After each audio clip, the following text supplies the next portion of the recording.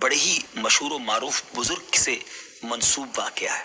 حضرت ابو بردہ رضی اللہ تعالیٰ عنہ راوی ہیں کہ حضرت ابو موسیٰ اشعری رضی اللہ تعالیٰ عنہ کی جب وفات کا وقت قریب آیا تو انہوں نے اپنے بیٹوں سے کہا کہ اے بیٹو، روٹی والے کو یاد رکھنا۔ پھر یہ واقعہ خود ہی بیان کیا کہ وہ روٹی والا کون تھا۔ آپ نے کہا کہ ایک شخص تھا جس نے 70 سال اللہ کی عبادت کی، بڑی عبادت کی، مگر 70 سال بعد جب وہ باہر آیا تو شیطان نے اس کو بہکایا اور وہ ایک عورت کے فتنے میں مبتلا ہو گیا۔ 7 دن اور 7 راتیں وہ اس عورت کے ساتھ رہا، غلط کام ہو گئے۔ اب اس کو پھر شرمندگی ہوئی کہ یہ میں نے کیا کیا، 70 سال عبادت کی اور یہ 7 دن اور 7 راتیں میں نے گناہ میں گزار دی۔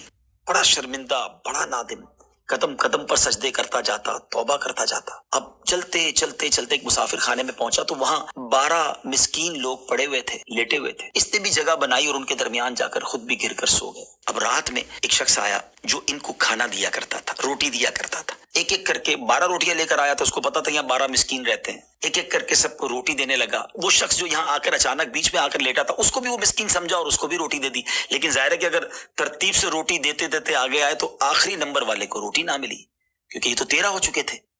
تو بانٹنے والے سے اس مسکین نے کہا کہ تم نے آج مجھے روٹی کیوں نہیں دی؟ اس نے کہا میں نے تو سب کو ایک ایک روٹی دی، کسی کو 2 نہیں دی۔ کہا تم مجھے روٹی نہیں دے رہے ہو۔ بہرحال وہ ناراض ہو گیا کہ ٹھیک ہے، پھر تم اگر یہ سمجھتے ہو کہ میں بددیانتی کر رہا ہوں تو میں تمہیں کچھ بھی نہیں دوں گا۔ یہ کہہ کر وہ شخص تو چلا گیا، مگر وہ مسکین بیچارہ بھوکا رہ گیا۔ اب وہ شخص جس نے ابھی توبہ کی تھی، پہلے 70 سال کی عبادت بھی کی ہوئی تھی، اس کو خیال آیا کہ میری وجہ سے اس مسکین کو روٹی نہیں ملی ہے۔ بھوک اسے بھی بڑی تھی، مگر اس نے وہ روٹی اسے دے دی۔ شدید بھوک لگی ہوئی تھی، رات بھر بھوک میں تڑپتا رہا اور اسی بھوک کے عالم میں صبح اس کا انتقال ہو گیا۔ حضرت ابو موسیٰ اشعری رضی اللہ تعالیٰ عنہ فرماتے ہیں کہ جب یہ شخص اللہ کی بارگاہ میں پہنچا نا تو ایک پلڑے میں اس کی 70 سال کی عبادت رکھی گئی اور ایک پلڑے میں وہ 7 دن اور 7 رات کے گناہ رکھے گئے۔ تو فرمایا کہ وہ گناہ جو تھے وہ 70 سال کی عبادت سے آگے بڑھ گئے، یعنی اب اس کے لیے گویا حکم ہو سکتا تھا کہ وہ جہنم میں جائے، مگر ان 7 دن کے گناہوں کے سامنے وہ روٹی رکھی گئی۔ اور اس روٹی کی برکت سے، کیونکہ وہ اخلاص کے ساتھ ایثار کی گئی تھی، مسکین کی مدد کی گئی تھی، وہ 7 دن کے بڑے بڑے گناہ معاف کر دیے گئے اور وہ جنت میں چلا گیا۔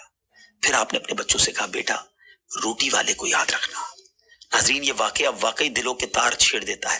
2 باتیں سیکھنی ہیں کہ بعض اوقات کچھ لوگ کہتے ہیں یار میں نہیں بہک سکتا، میں تو بڑے اچھے ماحول میں ہوں۔ نہیں جناب، شیطان نے بڑوں کو بہکا دیا ہے۔ ہمیں اپنی صحبتیں اچھی کرنی ہوں گی، اللہ کریم سے شیطان کے مقابلے میں پناہ مانگنی ہوگی اور اپنے آپ سے ڈرتے رہنا ہوگا کہ نہیں میں بھی گناہوں میں مبتلا ہو سکتا ہوں، مجھ سے بھی کوئی بڑا گناہ کہیں نہ ہو جائے۔ توبہ کرتے رہیں، ڈرتے رہیں، خوف رکھیں اور اچھی صحبت اپنائیں۔